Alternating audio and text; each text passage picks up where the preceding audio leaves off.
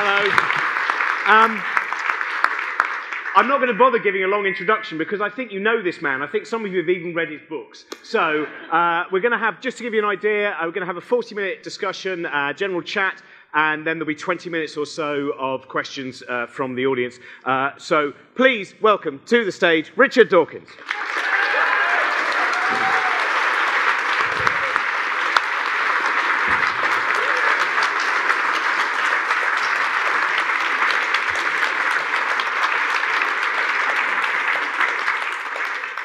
Richard, we'll start straight off with just something that Darwin talked about in Descent of Man. Has been talked about much since, the idea of the long childhood and how that gives humans such potential.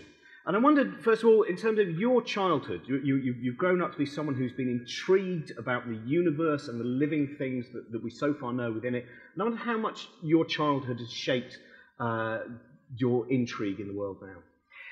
In this respect, my childhood, I suppose, is a bit longer than it should have been, because I can't really claim to have been an early developer with respect to science. I kind of drifted into the science stream at school and scraped into Oxford. I was hoping to read biochemistry, and they very wisely refused to let me read biochemistry. They said, well, we can't take you to read biochemistry, we could just about take you to read zoology. And so I snapped it up, and it was entirely the right decision. But I didn't really become an enthusiastic scientist until my second year at Oxford. And so I had rather a longer childhood than perhaps I should have done. I mean, in my second year at Oxford, I suppose I really did take off in the sense of becoming really interested in the deep questions of existence. So I never went into biology because I was a keen bird watcher or flower collector like my father, or insect collector. I was never much of a naturalist, and aspire to be a better naturalist now. But it was more the philosophical questions that interested me, beginning around the second year that I was an undergraduate at Oxford.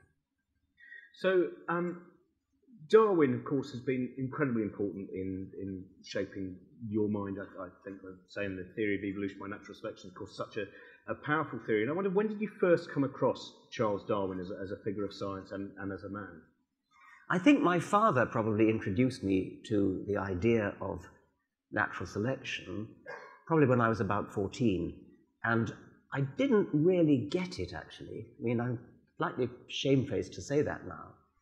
Well, I sort of got it, but didn't think it was a big enough theory to do the job of explaining the whole of life. And it wasn't really till I was about 16 that I grasped its full import, which is colossal. And then your first major work, your first published work, Selfish Gene. How did that come about? I mean, I know there's the stories of the power cut and a man suddenly with time on his hands, and it led to an incredibly successful book. But I wonder what the story is behind this particular vision of evolution. In the 1960s and 70s, there was a vogue for popular science books written by men such as Conrad Lawrence and Robert Ardrey, which got natural selection entirely wrong. And they were enormously influential because these were hugely best-selling books. And they all fell for the great group selection fallacy. They all talked about natural selection as being favoring the species or the group. And so everything an animal did was supposed to be for the good of the species. And it was that climate that led me to want to write a popular book to refute that very common error. And I'd been lecturing about that very popular error since the mid-1960s, and then finally wrote a book about it in 1975, published in 1976. Now, a little bit earlier before we started doing this, we were talking about Bill Hamilton, and Bill Hamilton obviously was a great influence on you. He talked about this idea of looking at life from a gene's eye view. And again, I wonder if you could just tell me a little bit about the importance of when you first came across his work and how that changed your ideas. Bill Hamilton wrote a paper in 1963 in the American Naturalist in which he introduced the metaphor of a gene which he said we will endow with a modicum of intelligence and ask ourselves, what would a gene have to do in order to preserve itself, propagate itself, and go through to future generations? That's what you mean by the gene's eye view, and it's that gene's eye view that I was later to promote in The Selfish Gene. The following year, in 1964, Hamilton wrote his most famous, it's a pair of papers, a matched pair of papers, in the Journal of Theoretical Biology, in which he took that gene's eye view, but sort of in a way backtracked from it, because what he did was to work out mathematically the function, the mathematical function, which an individual organism would have to maximize in order to maximize the survival of its own genes. And the mathematical function he came up with was inclusive fitness. So inclusive fitness is a complex, abstract mathematical quantity, which is that which an individual organism would work towards maximizing if what's really going on is maximizing the survival of its genes. And the reason for that is that it's built by the genes of its ancestors, which successfully made it through the generations. So that was what Hamilton did, and my view was that he should have stuck with his 1963 vision, which was the gene's eye view, and that was the view that I promoted in 1976 in The Selfish Gene, and really saw it from the point of view of the gene, and I used the rhetoric, I suppose you could call it, of genes, immortal genes leaping down through the generations and manipulating a succession of bodies as they go. So those bodies that we actually see, those individual organisms that we actually see, are what I called survival machines. They are complicated robotic artifacts, no, not artifacts, naturifacts, which behave as if they are machines for maximizing the survival of the genes inside them. Not through any sort of foresight or anything like that, but simply because the genes that they have inherited have come down through an unbroken chain of successful ancestors, and where success means something very precise, namely success in passing on the genes that built them. And so that's why individual organisms appear to be so beautifully designed to survive, to reproduce, to be sexually attractive, to be good at parental care, to build nests and so on. Everything directed towards this one apparent goal of passing on the genes. Now, Selfish Gene was, there was a level of controversy in the same way that people have used Darwin to go, oh, Darwin says survival of the fittest, crush everyone if you're stronger. And the Selfish Gene, when that came out, people were going, oh, I see, so they're saying we're all selfish. I mean, this was the start of your kind of, the world of being controversial. How have you managed to try and explain to people that if they haven't read beyond the title, they may well not understand the idea?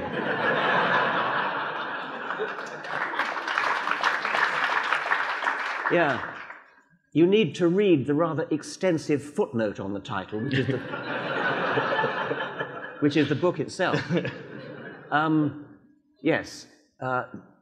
Genes are selfish. Individual organisms may or may not be selfish, depending upon whether selfishness or altruism or cooperation or generosity or whatever it might be serves the interests of the selfish genes. The reason it's called the selfish gene is that the selfish gene is the fundamental bedrock of what's going on. Genes that work for their own survival are the ones that survive. It's as simple as that. But the route by which they survive is building bodies. And if you build a body that's good at surviving, that's a very good first step, but not at the expense of reproduction, not at the expense of survival of the genes. So if your best bet for propagating your genes is actually to die, as it might be with a species of animal where males, for example, the only way they can get their genes into future generations is by being very attractive or very aggressive, and thereby get a hell of a lot of reproduction done before they die, and probably die in the process of doing so. That's what will be favored. On the other hand, in another species, it may be that what will be favored is living for a very long time. Whatever favors the survival of the selfish genes is what will be the property of the individual organisms that are favored. Now, people who do read the book by title only assume that what I was saying was either all individuals are selfish, which I was not. Even worse, they may assume that I was saying all individuals ought to be selfish. I was actually, it's rather topical today, I was actually accused, together with John Maynard Smith, by a well-known left-wing scientist, of being responsible for the election of Mrs. Thatcher.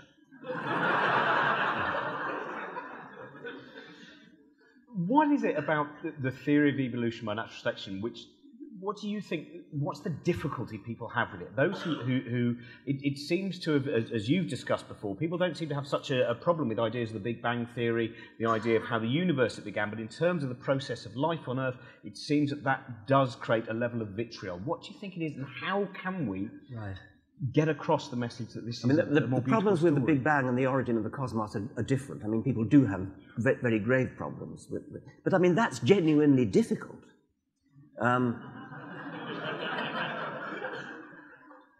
Evolution, part of the problem, I think, is the sheer time scale involved. People, you hear people say, well, I believe that evolution, when I see a monkey give birth to a human, that kind of thing.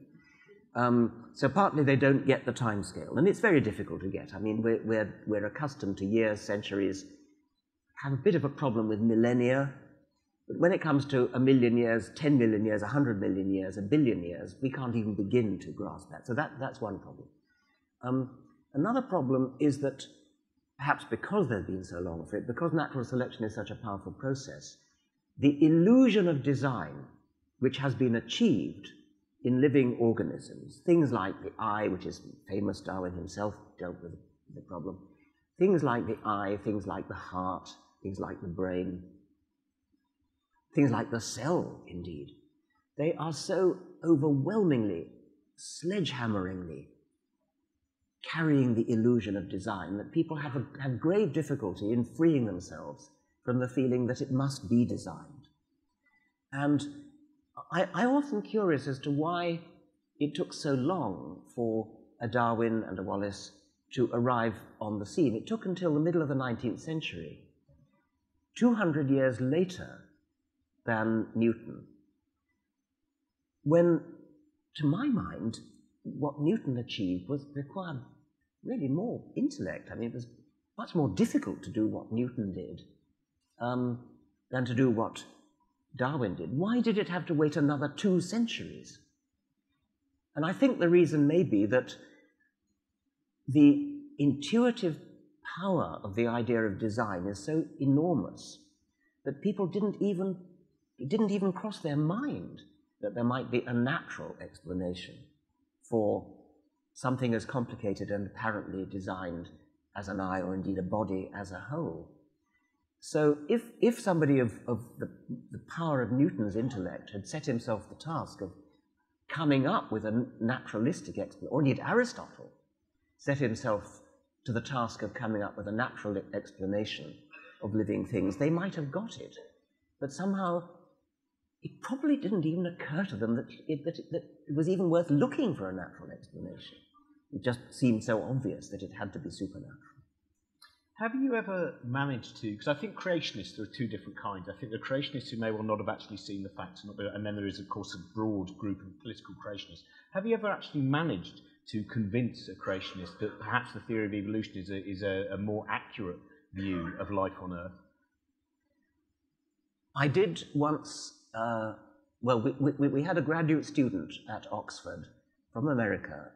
He came from Walla Walla College, and he was a young Earth creationist, and I'm not quite sure how he got in, but anyway, there he was, and he very conscientiously attended my lectures on evolution all right through the term. And at the end of the last lecture, he came down to the front and he thumped the desk and he said, "Gee, this evolution, it really makes sense." Now, in his case, he'd never even met it. He'd gone to Walla Walla College and he'd been taught straight young Earth creationism, and he didn't even know what Darwinism was. And so with him, it was just a matter of showing him the evidence, and his eyes were opened. But there are others who will never accept it. I mean, the most famous example is Kurt Wise, the American geologist, who after a degree in geology, I think from Chicago, and a PhD from Harvard in paleontology, still remained a young Earth creationist. And he wrote in a book called, I think, Just 6 Days, which is a collection, a compendium of essays by young Earth creationists. And he described, almost movingly actually, the story of how he had ambitions to become a teacher of science, of geology, and he had increasingly worried about the conflict between his science and his biblical training from childhood. And he said one day he got a Bible and he got a pair of scissors and he went right through the Bible, cutting out all the bits that would have to go if he accepted the scientific worldview. And then he said, at the end of this, there was so little left of Holy Scripture that it just fell to pieces. And then he said, that night, in great sorrow, I tossed into the fire. I thought he was going to say, I tossed into the fire my young Earth creationism. Not a bit of it. He said, I tossed into the fire all my hopes and dreams of becoming a teacher of science. He said, if all the evidence in the universe pointed to an old Earth, I would be the first to admit it, but I would still be a young Earth creationist, because that is what Holy Scripture teaches me. Now, that level of close-mindedness, having publicly admitted that he understands the evidence and even in some sense agrees with it, and yet is incapable of changing his mind, that is a testimony to the power of childhood indoctrination. It's shocking, it's grief-striking, but we have his testimony. Another example is a professor of astronomy. I was told this by the Oxford professor of astronomy, who said he has a colleague in America who is a professor of astronomy somewhere in America and who writes learned papers in astronomical journals filled with mathematics, all making the assumption that the universe is nearly 14 billion years old, yet he privately believes the universe is only 6,000 years old. He holds down a job as a professor of astrophysics, writes papers, gets them accepted, mathematical papers, and yet privately believes that everything he writes is nonsense. How do you deal with a mind like that? How do you deal with a mind that's capable of splitting itself into two in that way? Well, I've more or less given up trying with people like that. If I have an argument with a creationist, I'm more often than not really trying to change his mind, but I'm thinking of the other people listening in. If they say there's an argument on a stage like this or on radio or something of that sort. And my target is rather more I suspect majority of people who vaguely think of themselves as religious, maybe vaguely think of themselves even as creationist, because they just haven't thought about it, haven't been interested in it. And if I can arouse their interest and show them the evidence, then it's my feeling that they'll simply see it. Well, this is what I wondered about in terms of teaching of children. And famously, you once talked about the idea of a child being just having a faith kind of put into their mind is like a form of abuse. And my son, who's 5 and at a perfectly normal school, a non-religious school, has recently been told that, Jesus turns into bread and wine and God created, which I'm quite angry about. There will be a letter. And unfortunately, I think, as I told you, I had a long talk with him, and the other day turned to him and went, "It's all right, Daddy, I do believe in the Big Bang after all." Not entirely sure he's got all the complexities, but it's a start. What do up to the age of 7, the famous Jesuit thing, which, in fact, in most education, that early part is a lot of it myth, fairy tale, and perhaps religious education. What can be done to try and create critical thinking from an early age when you have minds that are developing? Yes. I don't think I ever actually said that teaching children religion is child abuse. I think I said teaching them about hell is child abuse, and I think I said that labeling children with the religion of their parents, as in, this is a Catholic child of 3, is child abuse. But I think we have to be very careful not to indoctrinate the other way. So we rightly accuse them of indoctrinating children. So we mustn't indoctrinate the other way. We must teach, as you say, critical thinking. So science which is well-established science, that's fine. That's not indoctrination. That's just education. As for teaching critical thinking, there's a lot we can do to teach children to think about evidence. For example, suppose your child has reached the age when you think it's about time perhaps she begins to question the idea of Father Christmas, and it's about time. Instead of just saying, yes, it was all a lie, there is no Father Christmas. You might think about saying, well, let's just work this out. I mean, how many chimneys are there in the world? How much time does he have to get around all those chimneys? And how fast would he have to travel from chimney to chimney in order to get all the way around the world? I mean, turn it into a sort of game like that. The idea of thinking critically, of questioning, and then you could probably do the same with lots of other things as well, and I don't see why you shouldn't do the same with turning water into wine or walking on water and things like that. I think the current view of Father Christmas is he does it via a kind of many worlds interpretation, the breaking down of the... In fact, I have to, just a little thing with my son who just turned 5, that when he turned to me just after Christmas, he went, Dad, I know Father Christmas isn't, and then walked out. And I went, what was that? And he went, nothing. And I realised that what he obviously he'd kind of worked it out, but he thought, but if I reveal that I know Father Christmas isn't real, do I lose all this stuff? Yes. Hang on a minute. And there's kind of... And that seems to be the battle that we have a great deal of the time, which is, at the beginning of Unweaving the Rainbow, you say, I think it was The Selfish Gene, a woman who read that, and she wrote to you and she said, life seems pointless now, and she found it very depressing. Felt suicidal, that's right. Which is terrible, but I mean, and people really oughtn't to fall into that kind of ridiculous error, and I think that's another example of the iniquity of religious education, that it leaves you hanging suspended when you finally lose. I mean, there's a lovely description in the American comedian Julia Sweeney, who's got this lovely onstage monologue called Farewell to God or something. Do you know what I want? It's not called that. It's called Letting Go of God. And she describes her really rather long exodus from Roman Catholicism, ending when her mother discovered that she was an atheist, and her mother was horrified by this, and her mother said, well, I don't mind you not believing in God, but an atheist? Anyway, Julia Sweeney described when she first kind of realized that there wasn't a God, and she heard this little voice in her head saying, there is no God. There is no God. There is no God. There is no God. And then she said, but then what's keeping the world spinning round the sun? I mean, why don't we all just fall off, and why doesn't everything collapse? And oh yes, Newton's laws of motion. And her monologues kind of reflects in a rather moving way the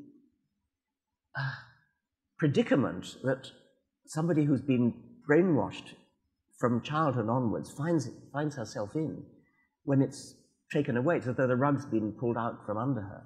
And I think it was something like that with respect to this girl who said that she was in tears and felt suicidal when she read The Selfish Gene, because the idea that there was a naturalistic explanation for life, the idea that the explanation for her own existence was as a survival machine for her genes, somehow made her life meaningless, null and void with respect to all purpose and joy and things like that. It's a horrible thought that anybody should think that. We make our own purpose, we make our own joy. And the fact that we understand why we're here in the first place doesn't detract from that, it enhances it, if anything. Do you have any form of coping mechanism, though? Because I think it is one of the hardest things as anticipatory animals, the fact that we can look ahead and go, I'll stop at some point, I will stop, I stop experiencing, I stop existing. And I think for many people that is a very difficult thing to take on, the fact that we are finite and then we... Yes. You know, and I wondered how, when you first confronted that, and since then, how you deal with the idea that this will end, and you will end. I think that if there is something frightening about that, it's the idea of eternity. It's the idea, when you say, this will end, the universe will go on, the world will go on, humanity will go on, eventually it won't, eventually the sun will swallow up the earth, and eventually, whatever the physicists are now saying about the end of the universe.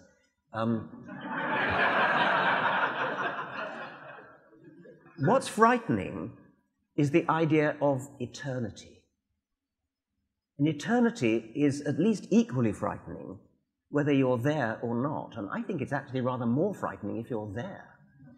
I think that eternity is sufficiently, the idea of going on right through to the end of the universe is sufficiently frightening that I quite like the idea of spending it under a general anaesthetic, which of course is exactly what's going to happen. And the other way, of course, a much more common way to deal with it is to point out it's just the same as before you were born. And for all those ages when the dinosaurs roamed the earth, we knew nothing about it. That's what it's going to be like. And that's what it's going to be like. Well, I mean, you spent a long period of time as looking at the public understanding of science, and of course, a lot of your work is based around that. Do you find, though, I mean, I was watching Enemies of Reason, the documentary you did a few years back, and when you see people, as you were saying, that bit of the mind that doesn't allow that, however ridiculous, whatever evidence you offer to people. I was watching you sitting with some psychic who was, I think, saying to you, there's someone with a G or an E, and they had cats, and you said, oh no, she hated cats. And they, yes. well, I'm getting another thing, and you know, maybe you're blocking me, and all of this. And you kind of look at that and think, I think they really believe this. I think they believe that. Yeah. But also the people who then go to them, even worse, are being given these. And it doesn't matter, you know, there's famous stories of people having faith healers revealed to them as charlatans, and they go, oh, now I've got to find a new faith healer. And well, no, it's kind of, to me, sometimes I'm very pessimistic about the human outlook. And I wonder, you know... I agree. Well, that particular example you gave of when the psychic was saying your grandmother liked cats, and I said she hated cats, that was actually a substitute, because previously we had interviewed some people called the Psychic Sisters, who had a franchise in I think it was Selfridges. It was either Harrods or Selfridges, and they had their little stall in, I think it was Selfridges. And they did psychic readings, and we went and televised them doing a psychic reading of me. So I sat down with the psychic sister, and she looked into her, whatever it was, and said, I'm looking over the other side, and I can see your father, and he wants you to know he's peaceful, and he's quite happy, and he misses you, and he's sorry he didn't have the opportunity to say goodbye, but he wants you to know that all is well. I said, well, that's nice to know. I actually had lunch with him last weekend, my father.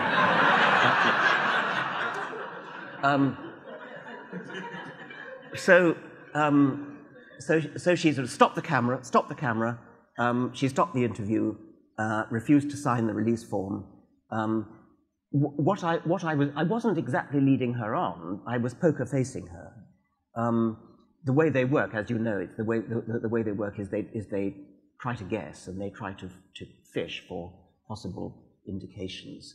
At the time, I was in my 60s, and it was a reasonable guess that my father was probably dead.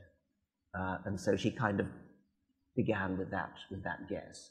And when I didn't immediately say, oh, actually, my father's still alive, I simply said nothing and kept a poker face. She thought, okay, well, she was able to carry on with that. She, I think, was a genuine charlatan. I think she is a genuine charlatan. Her victims clearly are not. And usually the victims of these people, victims of cold reading of that sort, are people who actually want the cold reader to succeed.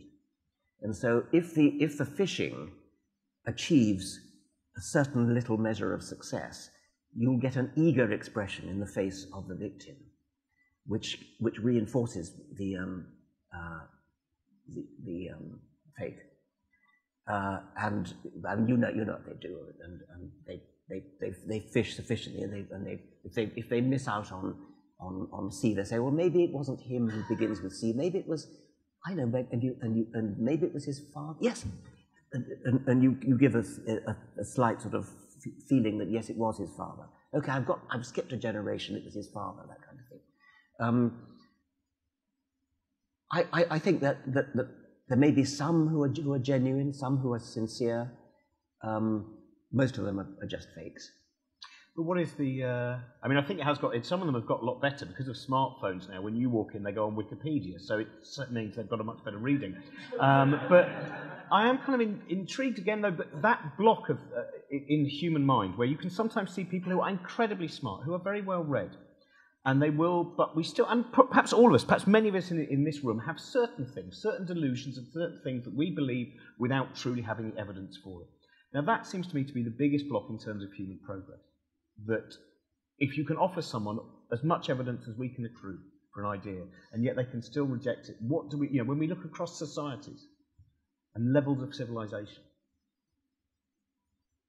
Well, I don't really have an answer to that. I think that if we could improve our education so that we don't place so much emphasis on factual information, but on techniques of thinking and the pitfalls, confirmation bias, that kind of thing, the pitfalls that lie gaping for all of us, so that people are actually trained to be skeptical of their own preconceptions and their own prejudices.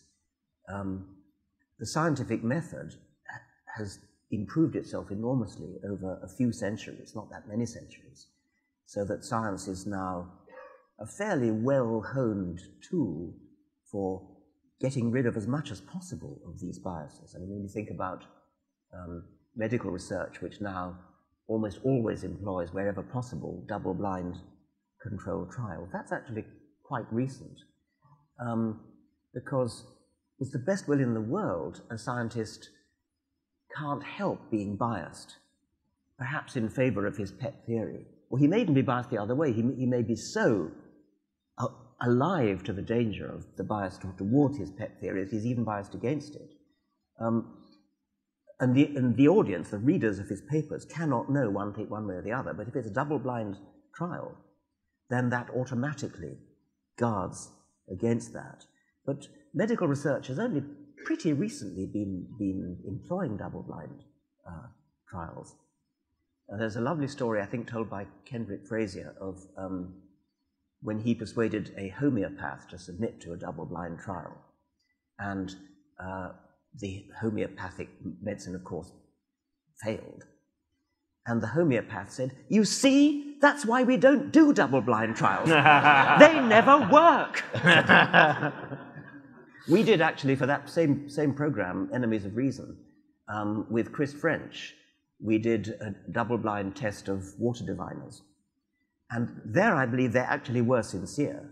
We had a nice layout of buckets, an array of buckets which might or might not contain water. And some of them contain sand, some of them contain water. And each water diviner, each dowser came in with their little whatever it was, little rod or metal bar, whatever it was. And first of all, we allowed them to know where the water was. And their little rod infallibly said, right, so you appreciate the setup. It really works. Your hazel rod, whatever it is, really works. Yes, it really works. Okay, now we cover up the buckets. And it was truly double-blind. The person who arranged the buckets was unknown to both the dowser, him or herself, of course, and to the experimenter, who was Chris French. When the arranger had arranged the buckets, with some with water and some without, The arranger then went 100 yards away behind a tree, so there was no possibility of non-verbal cues. And every single one of the dowsers failed totally. And what was rather moving was that they were devastated.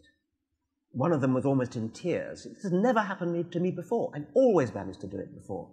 They'd never had a double-blind trial before.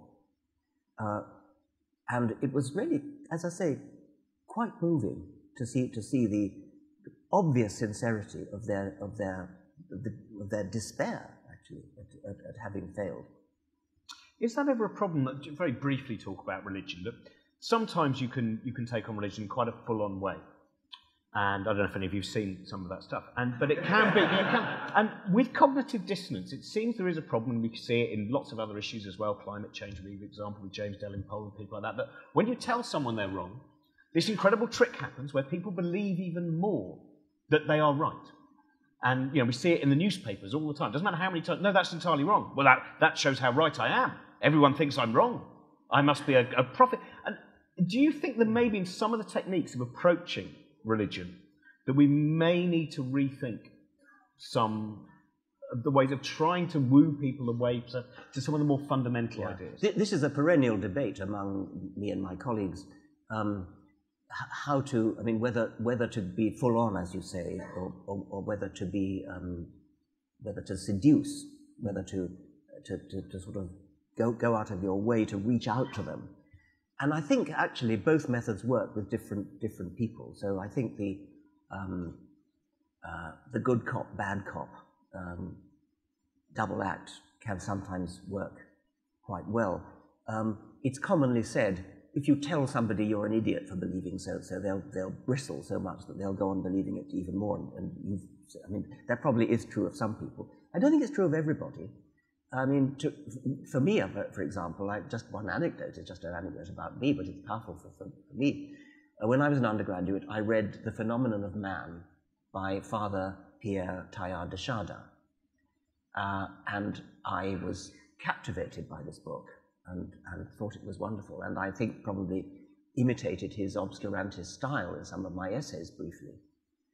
And then I read Peter Medawar's review of the book, which is surely got to be the greatest negative book review of all time. If you haven't read it, read it. It's just wonderful. Peter Medawar, P.B. Medawar, on The Phenomenon of Man. It's in all the collections of his essays, like The Art of the Soluble and Pluto's Republic. I read this book review, which was in effect telling me as an undergraduate, you're an idiot to have been fooled by Teilhard de Chardin. And I said to myself, yes, I'm an idiot. I was fooled by this obscurantist, pretentious rubbish. And I'll know better next time. Well, it worked on me. The full-on approach worked on me. It's possible that for other people, they would have, as you say, bridled so much that they would have been driven further into the arms of pretentious obscurantism. So I think maybe good cop works with some people, bad cop works with others. In terms of, I end up doing quite a few events with what I would call kind of liberally religious people, Reformed Judaism, Quakers and Unitarians and Anglicans. And I wonder whether we need to find more common ground, whether you think there is, amongst a lot of the liberally religious people in the United Kingdom, that there are actual common goals in terms of lessening the divide between the rich and the poor and finding a better world for people, that maybe sometimes there does seem to be this division, this harsh division. I know some atheists now who will actually say, well, I know that I'm smarter than anyone who's religious. And yet I know quite a few people who are incredibly well-read, Anglicans and Unitarians, who just have this image. In fact, most religious people seem to have more doubt than I do in terms of a lot of their ideas. Do you think we might also need to find a little bit of common ground and go, well, if it's a liberal religion, or are we looking to get rid of that form of mystical belief? I do form common ground with, for example, the former Bishop of Oxford, Richard Harris, when we're up against creationism, for example. Richard Harris and I cooperated at the time of that infamous school in Gateshead, which was teaching young Earth creationism, under the influence of, the financial backer, Vardy. And Bishop Harris and I got together and rather rapidly assembled a group of about 9 Fellows of the Royal Society and a similar number of bishops to write a joint letter which Bishop Harris and I wrote together, and we sent it to Tony Blair, who ignored it. So we cooperated on that, cooperating on humanitarian goals is another fine thing to do. Edward Wilson has written forcefully suggesting that we need to make common cause with the liberal religious people to save the world in various ways. I think there's a lot to be said for that. I would hate it to be thought that because I make common ground with them that I think there's any validity in their worldview. There is also the point which Sam Harris has made, which I think has some validity, that nice, decent, liberal religious people, in a way, make the world safe for the extreme nut jobs, because they, for example, teach that there's some virtue in faith, which means believing things without evidence. And if you're brought up to believe that faith is a virtue, that doubting Thomas, of all the 12 apostles, the one who actually wanted evidence that Jesus was alive, that somehow doubting Thomas was less worthy of our admiration than the other apostles, then you are vulnerable to becoming an extremist who takes faith so seriously that he blows up buildings because his faith tells him to. And I suspect that some of the blame for that may lie at the door of these nice, decent, liberal people who've taught children that faith is a virtue, rather than teaching children that criticism, that thinking for yourself, asking questions, looking for evidence is a virtue. So I have mixed feelings about making common cause with liberal, middle-of-the-road religious people. Yeah, because I think it's quite interesting, the idea of the slippery slope, though I quite often see the slippery slope actually going the other way, yes, and towards a liberalism, but it's not about me. I mean, again, I'm intrigued. If we conceive of a world without religion, is the possibility that the human species then would be able to avoid dogma? I mean, that's the one thing that currently the main dogma which allows some terrible fundamentalist actions to occur and be used also as an alibi for hideous actions. The umbrella is religion. Now, should religions disappear, if we conceive of that, can we then conceive of a species where every individual is free thinking, critical thinking? I mean, religious dogma is not the only pernicious and hateful dogma. Nazism, fascism, Stalinism, these are dogmas. They're not religious dogmas. Well, depends how you define religion, but they're not, at least in the case of Stalinism, it's not supernatural religious dogma. It is dogma, and it reinforces itself in similar ways that followers of Stalin would say things like, the end justifies the means, and it's in the interests of the party, it's in the interests of the future of the proletariat, and some blood must be spilled. In Stalin's case, a heck of a lot of blood was spilled. And it's sort of justified because of the greater good.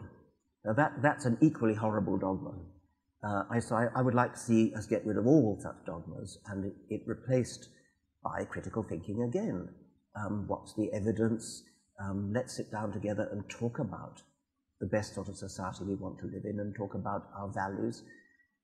So I would like to see the world swept clean of religion, but I'd also like to see it swept clean of these other sorts of dogmas, which can be equally horrible. Well, that's what I wondered in terms of, from the perspective of looking at living creatures, the idea of a creature where each individual is a free thinker. Do you think, looking at the animal world, I know it's very difficult because with our level of self-consciousness, you think there is an inkling of possibility that such a human world could exist? I wouldn't want to talk about non-human animals as having the same capacities as we have. I don't think that's what you meant. No. I think you probably meant knowing that we are evolved creatures, evolved for the propagation of our genes. Is there hope that we can build an enlightened, decent, civilized society? Yes, I think there is. I'm extremely impressed by the way, although not everybody is decent and civilized and humanitarian, quite a lot of us are. And Steven Pinker's new book, The Better Angels of Our Nature, looking at the broad historical sweep, makes it look pretty good to me. I mean, we seem to be moving in the right direction if you look over the centuries. Education does seem to lead to a definite improvement in living by the sorts of values that I guess most people in this room probably would wish to live by. So I would like to see the world swept clean of religion, and I think there is hope that we could build a totally non-biological, non-Darwinian society in which we could be happy. Well, I wanted to, non-religious questions now, going back to something we talked about before, which is Darwin, who did seem to have an incredible mind of his constant interest. I mean, his last book, if you've not read his last book, which is about the formation of vegetable mould through the actions of worms, where you have a man who by then would have been 70 years old with his son playing tin whistles and bassoons and the piano to earthworms, just still intrigued by the world. And some of his phrasing, in fact, I think he's a delightful writer. He talks about his mind being a chaos of delight. I think he spent some time in a Brazilian forest on that particular occasion. But very often he talks about this chaos, this beauty, this nature shock, I think, is something. When he came back from England, he had nature shock. He couldn't believe the amount of life he'd seen. And I wondered for you what remains, these moments where, perhaps in the last year, that chaos of delight at living in this universe. Oh, enormously. I mean, all the time. And most of my books actually make attempts in various ways to extol this. The experience of, especially in the southern hemisphere and in a place where there's no light pollution, of looking up at the Milky Way and thinking about what that actually represents. And it's an astonishing thing. Looking down a microscope, looking at an electron micrograph, looking at an ice field entirely covered with penguins, as I did this last Christmas on a trip to the Antarctic. Going to Galapagos, where Darwin himself had one of his epiphanies. Yes, chaos of delight, no question. Now, you told me a very beautiful story earlier. We mentioned Bill Hamilton briefly, and there's a new biography about him as well. But he seemed to be someone who, again, had that wonderful eye of looking at the world and constantly coming up with different theories of why certain elements of beauty existed. And you told me about, in fact, his funeral. He has been described, and I think with some justice, as the most important Darwinian since Darwin. Certainly, I think the most important Darwinian since Fisher in the 1930s. And yes, he combined a theoretical genius with the eye of a naturalist. So he had a Darwin-type eye for nature, but he had Fisher's theoretical genius as well. He had an extraordinary capacity for original leaps of the imagination. And one of the last things he did, which was an astonishing idea, was to suggest that clouds, rain clouds, might be extended phenotypes, what I'd called extended phenotypes, but he generalized it to this huge vision of clouds as being produced by bacteria or algal spores and microorganisms of one sort or another as survival machines to spread themselves around the world in rain. Well, this is an extraordinary idea, and there wasn't really much evidence for it, but it's a typical Hamilton piece of imagination. He also, toward the end of his life, wrote a remarkable paper called something like My Intended Burial, in which he said, when I die, I don't want to be cremated or buried. I want to be taken to the Amazon jungle and laid out on the floor of the forest with a fence around me to prevent scavengers getting at me. And burying beetles will gradually, progressively take me underground. That's what burying beetles do. And they then lay their eggs. And he had this vision of the next generation of beetles emerging from the ground where he was carried under by the previous generation of beetles. And he had this vision of a cloud of iridescent blue wings fluttering up from his buried body, carrying him up in this cloud of iridescent blue into the canopy and then spreading throughout the canopy of the Brazilian forest. When he did die, this never happened. He is in fact buried on the edge of Whigham Wood, which is a kind of shrine of biological research near Oxford. And when the grave was still open, his great woman friend, Louisa Bozzi, knelt down and spoke very quietly into the open grave. And she said, "Bill, we couldn't carry out your wishes. Your body is not laid out in the Amazon forest. It's here on the edge of Whigham Wood. But there will come a time when the bacteria and the spore, the algal spores and the fungal spores, will carry you up into the clouds, and you'll be blown around the world in the jet stream and eventually rain down into the forest of your beloved Amazon." That's a beautiful story, and I think we'll stop the interview there, and we'll because I'm not sure what time it is now, so we do need to take some questions from the audience. So if you just pop your hand up, Richard Dawkins.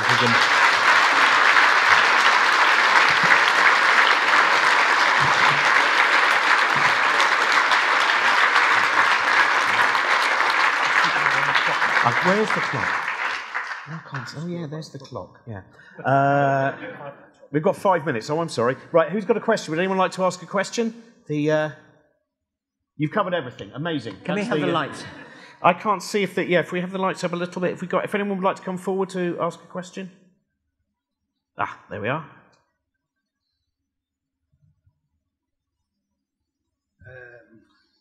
Margaret Thatcher died in the last few days. Ideas die. The idea of creationism may well die. The implications being that religion, or the God of classical theism and theistic religion, may die. What implications for science will that have eventually, do you think? Well, if creationism dies, I mean, creationism, of course, already has died in the scientific, indeed the educated community.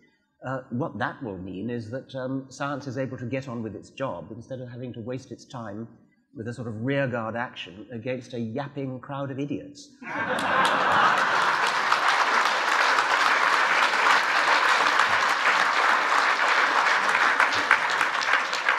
I love seeing your gentler side. Yes.